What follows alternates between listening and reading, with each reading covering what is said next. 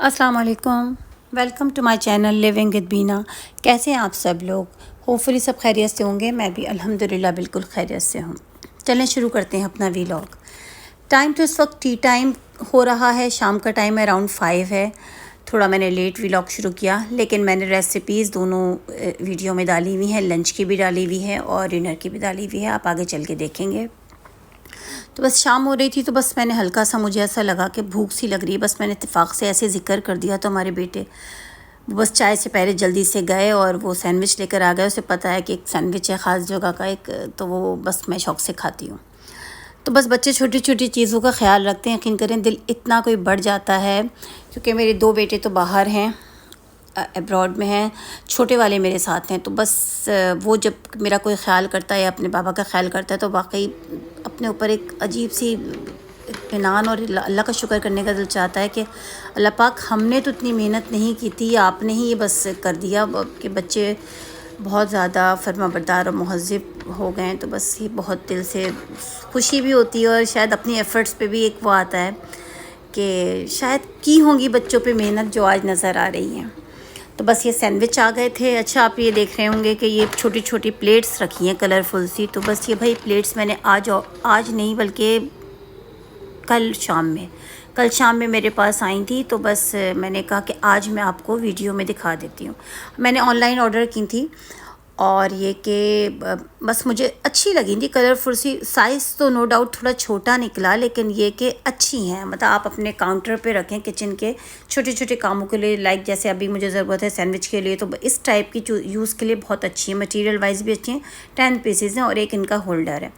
तो बस अब मुझे रिव्यू अच्छा मुझे लगा, तो मैंने कहा आप लोग को रिव्यू दे दूं कि ये, अगर क्योंकि दिख रही होंगी सबको फेसबुक वगैरह पे बहुत इसका ऐड चल रहा है। तो ये अच्छी रही काफ़ी ना, 3 कलर्स में आई थी। हाँ, तो बस मैं यही कह रही थी कि बच्चे जब अच्छे दिखते हैं, या बच्चे कोई आपके साथ ऐसा करते हैं जिसकी आप उम्मीद नहीं कर रहे होते, और बड़ों की तरीके से वो आपके साथ रिएक्ट करते हैं, तो बहुत खुशी होती है। जिनके बच्चे भी छोटे हैं वो तो इससे शायद अभी रिलेट ना कर पाएँ, लेकिन जिनके बच्चे बड़े हो गए हैं वो समझ रहे होंगे कि जो समझदारी वाली एज में आ जाते हैं बच्चे।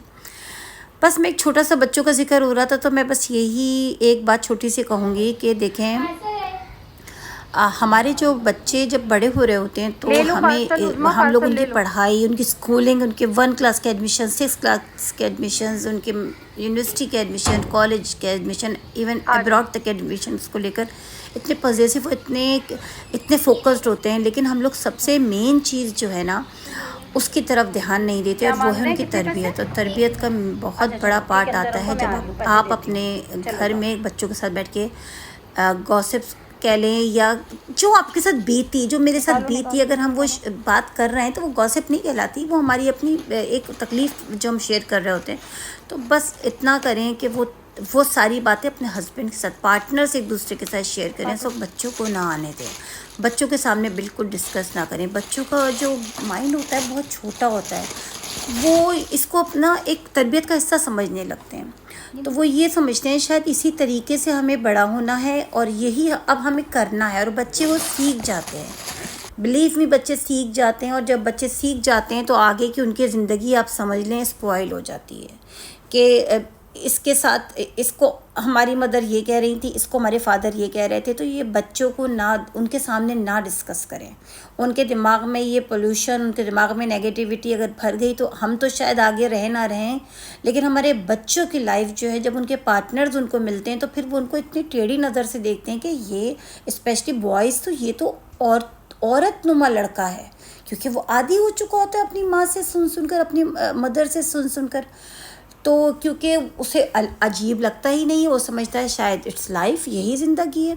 तो ये ख़ास ज़रूरत है ध्यान रखने की कि अपने बच्चों के साथ बहुत मोहतात रहें, ख़ास तौर पे जब तक वो समझदारी की उम्र तक नहीं आ जाए। फिर तो वो खुद समझेंगे, खुद तो उन्हें पता, फ़ैसला करने के लिए छोड़ें, वो खुद देख रहे होंगे वक्त हालात।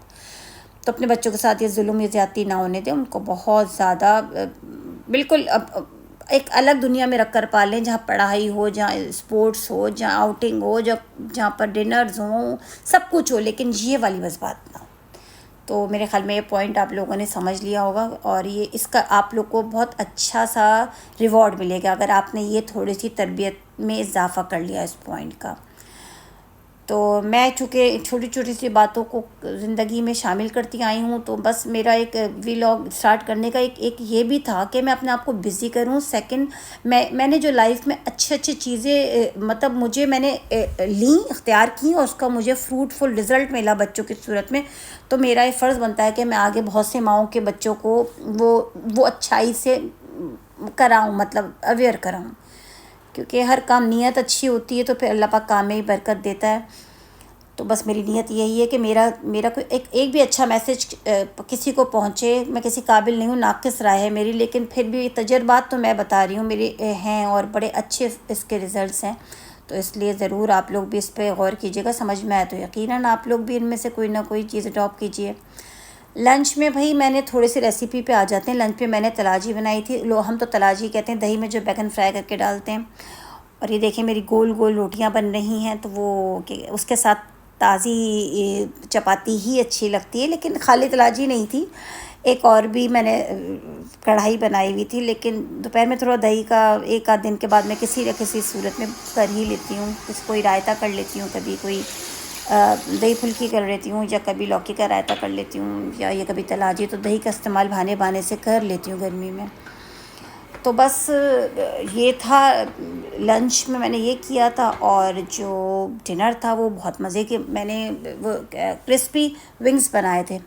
करीब तरीन कह सकते हैं आप KFC, मैं करीब तरीन कह रही हूँ ताकि मार्जिन होना चाहिए गलती का। बहुत अच्छे बने थे विंग्स, और मेरे विंग्स वाकई बहुत अच्छे बनते, बिल्कुल।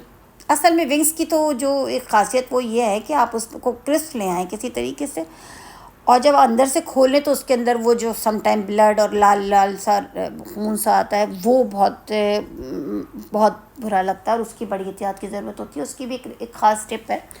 एक तो डीप फ्राई करें, और डीप फ्राई जब आप डालें कढ़ाई में या किसी भी पॉट में, तो आप उसे 5 मिनट के लिए कवर कर दें। अच्छा, यहाँ मैं बता दूँ, ये मैंने पेरी पेरी सॉस ज़रूर डालती हूँ, ये ज़रूर ऐड किया करें।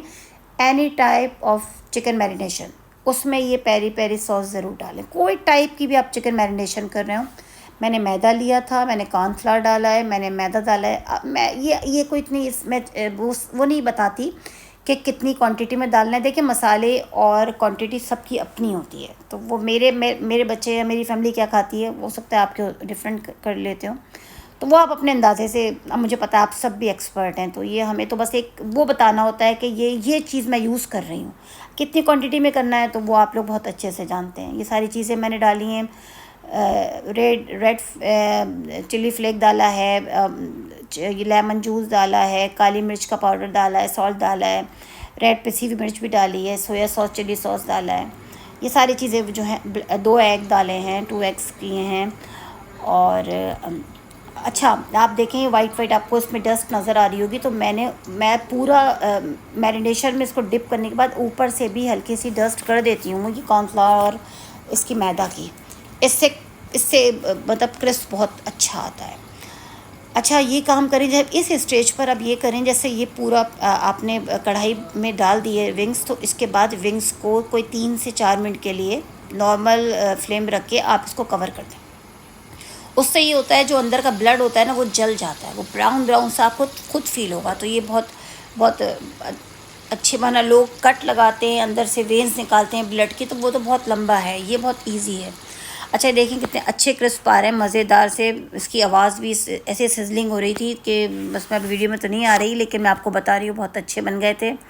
और पता है, इसके साथ एक हमारा है कि हम लोग पोटैटो राइस बनाती हूँ मैं, वो इसके साथ केचप होता है, पोटैटो राइस होते हैं, ये विंग्स होते हैं, और साथ में केचप, दही का रायता होता है। तो ये बड़ा अच्छा सा कॉम्बिनेशन बन जाता है। तो बस आप लोग भी ट्राई कीजिएगा, और मुझे ज़रूर फीडबैक दीजिए कि आपने ये बनाए थे तो क्या आपके इसी तरीके से बने। मुझे रिस्पॉन्स किया करें, मुझे रिप्लाई किया करें, मेरे चैनल को लाइक करें, सब्सक्राइब करें। चलिए, अब फिर मिलते हैं नेक्स्ट व्लॉग में इंशाल्लाह ताला। टेक केयर, अल्लाह हाफिज़।